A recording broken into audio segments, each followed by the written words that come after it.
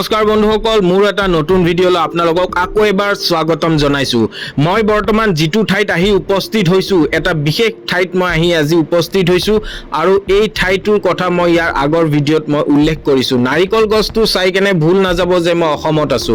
মই বৰ্তমান কৰ্ণাটকৰ চিকবাল্লাপুৰত আহি উপস্থিত হৈছো আৰু ইয়াৰ আগৰ ভিডিঅ'ত মই আপোনালোকক কৈছিলো যে আজি এটা মই বিশেষ স্থানত যাই এটা বিশেষ ভিডিঅ' আপোনালোকৰ মাজত লৈ আনাৰ যত্ন কৰিম। মই বৰ্তমান চিকবাল্লাপুৰত আহি উপস্থিত হৈছো আৰু চিকবাল্লাপুৰৰ পৰা মই এতিয়া পুনে যাম ঈশা ফাউণ্ডেশ্যনলৈ আৰু ঈশা ফাউণ্ডেশ্যনতে সেই বৃহৎ প্ৰতিমাটো আছে, যিটো প্ৰতিমা আমি চাবলৈ এতিয়া মোৰ নিজৰ যাত্ৰা আৰম্ভ কৰিছো। সেই প্ৰতিমাটো বিশ্বৰ ভিতৰত সবতকৈকে ডাঙৰ প্ৰতিমা বুলি আমি জানো বা গ্ৰিনিছ ৱৰ্ল্ড বুকত সেই প্ৰতিমাৰ কথা উল্লেখ আছে।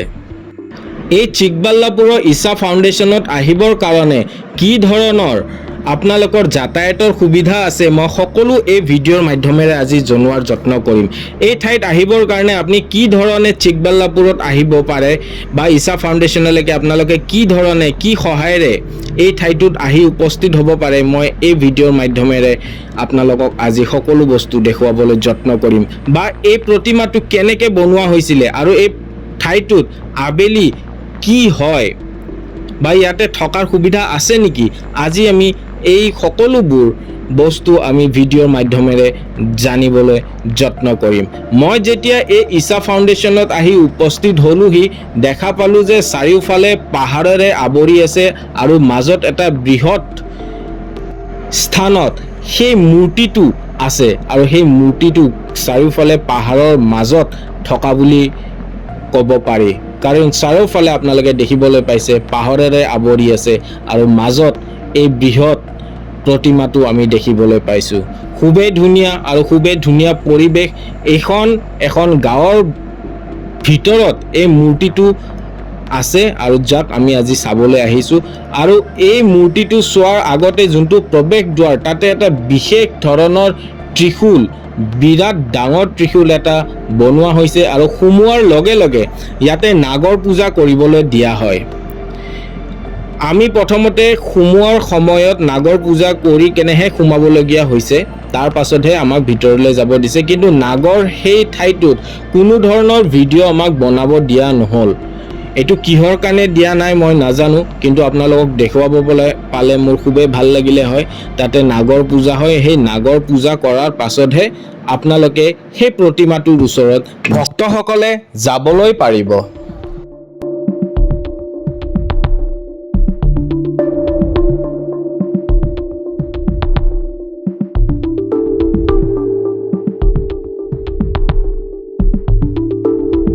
আমি আজি আহি উপস্থিত হৈছোঁ বিশ্বৰ ভিতৰত সকলোতকৈ ডাঙৰ প্ৰতিমাটোৰ ওচৰত। চকুৰে আজি সেই প্ৰতিমাটো দেখি আমি সঁচাকৈ ইয়াৰ অনুভৱ আপোনালোকক ব্যক্ত কৰিব নোৱাৰোঁ, কিন্তু এই প্ৰতিমাটো চাই খুবেই ধুনীয়া আৰু এই প্ৰতিমাটোৰ কথা আমি যিমানেই কম বা আমি আজিলৈকে শুনিছিলোঁ বা দেখিছিলোঁ বা টিভিৰ মাধ্যমেৰে হওক বা ভিডিঅ'ৰ মাধ্যমেৰে হওক আমি দেখিছিলোঁ, কিন্তু আজি চকুৰ সন্মুখত আমি দেখি যিটো অনুভৱ হৈছে সেইটো সকলোতকৈ পৃথক। এই প্ৰতিমাটো 112 ফুট উচ্চতাৰ হয় আৰু বিশ্বৰ ভিতৰতে সকলোতকৈ ডাঙৰ প্ৰতিমা বুলি জানো। আৰু এই প্ৰতিমাটো গ্ৰিনিছ ৱৰ্ল্ড বুকতো নিজৰ নাম উল্লেখ কৰা হৈছে। 2023 15 জানুৱাৰীত এই প্ৰতিমাটো মকৰ সংক্ৰান্তিৰ দিনাখনে স্থাপনা কৰা হৈছিলে আৰু সঁচাকৈ এই ঠাইটোত আহি আপুনি যেতিয়া উপস্থিত হ'ব, এই ঠাইটোৰ পৰিৱেশটো সকলোতকৈ পৃথক। আপুনি যেতিয়া এই ঠাইত আহিব তেতিয়াহে আপোনালোকে সেই বস্তুবোৰ অনুভৱ কৰিব পাৰিব। মই বৰ্তমান যিমানখিনি আপোনালোকক ভিডিঅ'ৰ মাধ্যমেৰে দেখুৱাব লাগে মই দেখুৱাবলৈ যত্ন কৰিম। চাই থাকক মোৰ ভিডিঅ'টো।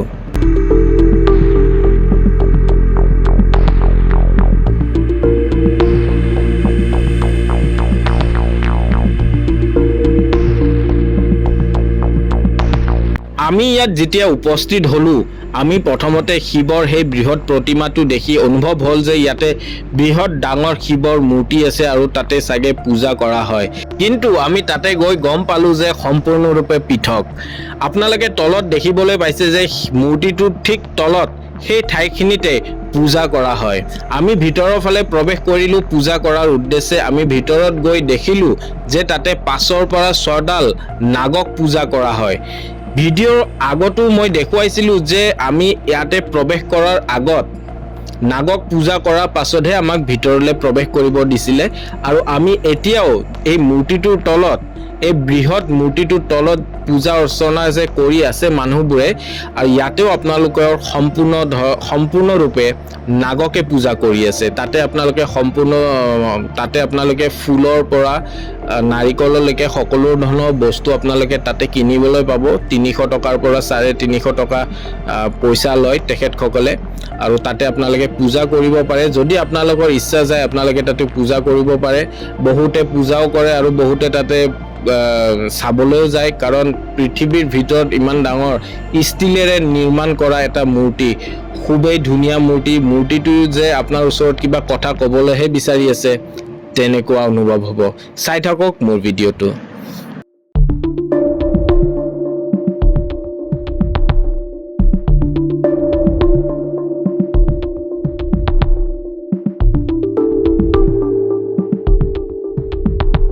এই প্ৰতিমাটো আপুনি একেৰাহে চাই থাককচোন।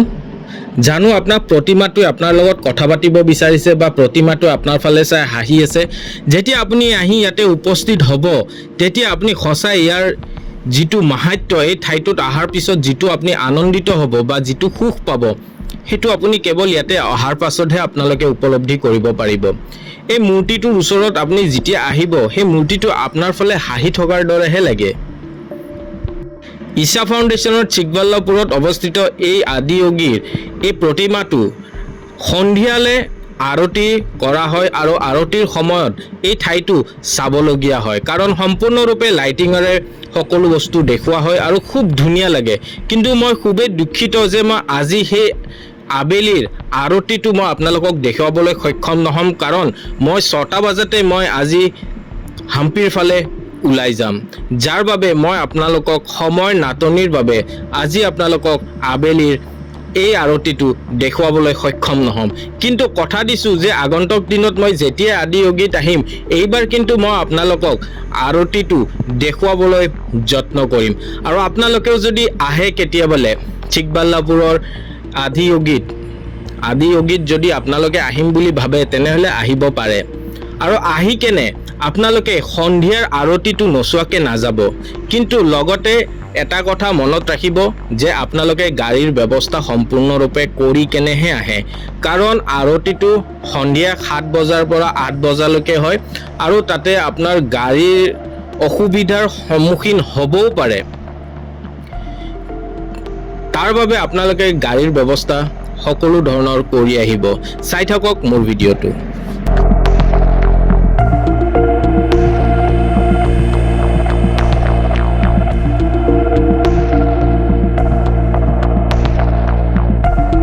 আপোনালোকে যদি ঈশা ফাউণ্ডেশ্যনৰ ইয়ালৈ আহিব বিচাৰি আছে বা ভাবি আছে তেনেহ'লে অতি সহজে আপোনালোকে ইয়ালৈ আহিব পাৰিব। প্ৰথমতে আপোনালোকে বেংগলোৰলৈকে আহিব লাগিব, কৰ্ণাটকাৰ বেংগলোৰলৈকে আহিব লাগিব, আৰু বেংগলোৰৰ মেজেষ্টিক বাছ ষ্টেণ্ডৰ পৰা সকলো ধৰণৰ গাড়ীৰ সুবিধা আপোনালোকক দেখিবলৈ পোৱা যায়। মেজেষ্টিক বাছ ষ্টেণ্ডৰ পৰা চিকবাল্লাপুৰলৈকে সকলো ধৰণৰ গাড়ী বাছৰ সেৱা উপলব্ধ আছে। বা আপোনালোকে যদি ভাবে যে আমি বাছত নাযাওঁ তেনেহ'লে আপোনালোকে প্ৰাইভেট গাড়ীৰেও আপোনালোকে চিকবাল্লাপুৰৰ এই ঈশা ফাউণ্ডেশ্যনলৈকে আহিব পাৰিব। প্ৰথমতে আপোনালোকে মেজেষ্টিক বাছ ষ্টেণ্ডৰ পৰা চিকবাল্লাপুৰ বাছ ষ্টেণ্ডলৈকে এখন যদি বাছত আহিম বুলি ভাবিছে তেনেহ'লে মেজেষ্টিক বাছ ষ্টেণ্ডৰ পৰা চিকবাল্লাপুৰ বাছ ষ্টেণ্ডলৈ আপোনালোকে আহিব লাগিব। আৰু চিকবাল্লাপুৰ বাছ ষ্টেণ্ডৰ পৰা ঈশা ফাউণ্ডেশ্যনৰ কাৰণে আকৌ আপোনালোকে গাড়ী সেই বাছ ষ্টেণ্ডতে পোৱা যায়, উপলব্ধ দেখা পোৱা যায়। আৰু আপোনালোকে যদি বাছত নাহে অটোৰ ব্যৱস্থাও এই চিকবাল্লাপুৰ বাছ ষ্টেণ্ডত আপোনালোকে দেখা পাব। আৰু চিকবাল্লাপুৰ বাছ ষ্টেণ্ডৰ পৰা অকণমান দূৰত্বত এই ঈশা ফাউণ্ডেশ্যনত আছে। আপোনালোকে তালৈকে যোৱাৰ পাছত এই প্ৰতিমাটো আপোনালোকে নিজৰ চকুৰে দেখিবলৈ সক্ষম হ'ব। চাই থাকক মোৰ ভিডিঅ'টো।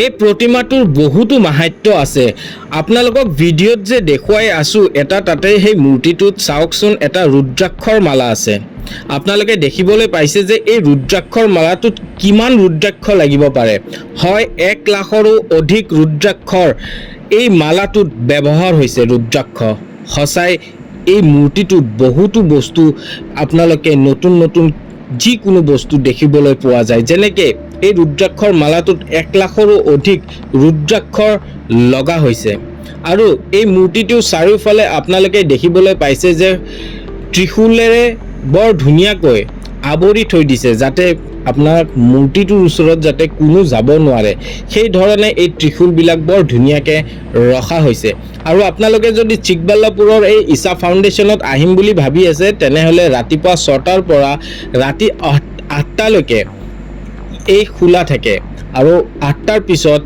ইশা ফাউণ্ডেশ্যনৰ এই প্ৰতিমাৰ ঠাইটো বন্ধ হৈ যায় আৰু 7টা বজাত মই কৈছোৱেই যে 7টা বজাৰ পৰা আপোনাৰ লাইটিং শ্ব' হয় আৰু লাইটিং শ্ব'ত যথেষ্ট মানুহ হয় আৰু মই শুনিবলৈ পাইছোঁ ইয়াতে আশ্ৰমো আছে যদি আপোনালোকে আহে এই আশ্ৰমত আপোনালোকে থাকিব পাৰে আৰু গধূলিৰ সময়ত সেই আৰতি চাই আপোনালোকে আশ্ৰমত থাকি ৰাতিপুৱা আকৌ গুচি আহিব পাৰিব হেতু আপোনালোকে সকলো ধৰণৰ বস্তু নেটত গলে গুটেখিনি পাব আপোনালোকে যাই কেনে এবাৰ চাওক খুবেই ধুনীয়া প্ৰতিমা বনাইছে আৰু এই প্ৰতিমাটো খুব ধুনীয়া আপুনি যেতিয়া ইয়াতে আহিব আহাৰ পিছতহে সেই বস্তুবিলাক অনুভৱ কৰিব মই যে কৈছিলোঁ ৰুদ্ৰাক্ষৰ মালাটো মোৰ ভিডিঅ'টোৰ পিছফালে আপোনালোকে চাবলৈ যত্ন কৰক সেই ৰুদ্ৰাক্ষৰ মালাটো এইটোৱে এই ৰুদ্ৰাক্ষৰ মালাটোত 1 লাখৰো অধিক আপোনাৰ ৰুদ্ৰাক্ষৰ ব্যৱহাৰ কৰা হৈছে হসাকে এই মূৰ্তিটো আপুনি যেতিয়া ওচৰত আহিব আপুনি তেতিয়াহে কিছুমান বস্তুৰ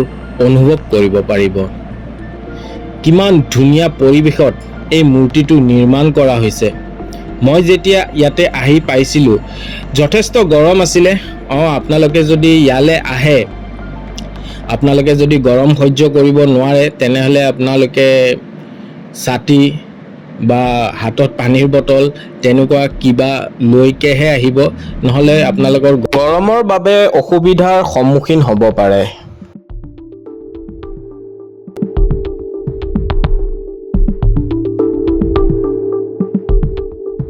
এটা কথাটো মানিব লাগিব এই ঠাইটো সম্পূৰ্ণৰূপে ধুনীয়া প্ৰাকৃতিক পৰিৱেশৰ মাজত এই প্ৰতিমাটো বনোৱা হৈছে আপোনালোকে যেতিয়ালৈ ইয়াতে নাহিব আপোনালোকে সেই অনুভৱটো কৰিব নোৱাৰিব কিন্তু ইয়াতে আপোনালোকে গৰমটো অলপ অধিক কাৰণে আপোনালোকে ছাতি বা পানীৰ ব্যৱস্থা কৰি কেনেহে আহিব কাৰণ ইয়াতে অকণমান গৰম আছে যিয়ে নহওক মোৰ ভিডিঅ'টো চাই আপোনালোকে কেনেকুৱা পালে মোক এবাৰ জনাব যদি ভাল পালে তেনেহ'লে মোৰ ভিডিঅ'টোক লাইক শ্বেয়াৰ আৰু কমেণ্ট কৰিব আৰু লগতে ছাবস্ক্ৰাইব কৰিব নাপাহৰিব আৰু আমি ইয়াৰ পৰা এতিয়া যাবলৈ ওলাইছোঁ আৰু যোৱাৰ টাইমতে আমি এখন অটো ভাড়া কৰি আমি ইয়াৰ পৰা এতিয়া যাম আৰু মোৰ ভিডিঅ'টো চাই কেনেকুৱা পালে মোক জনাব লগ পাম এটা নতুন ভিডিঅ'ত ছাবস্ক্ৰাইব কৰিব কিন্তু নাপাহৰিব আপোনাৰ এটা ছাবস্ক্ৰাইবে মোক বহুতো সাহস দিয়ে এটা নতুন ঠাইত যাই কেনে নতুন ভিডিঅ' অনাত এতিয়ালৈ মই এৰিছোঁ লগ পাম এটা নতুন ভিডিঅ'ত অতি সোনকালে ধন্যবাদ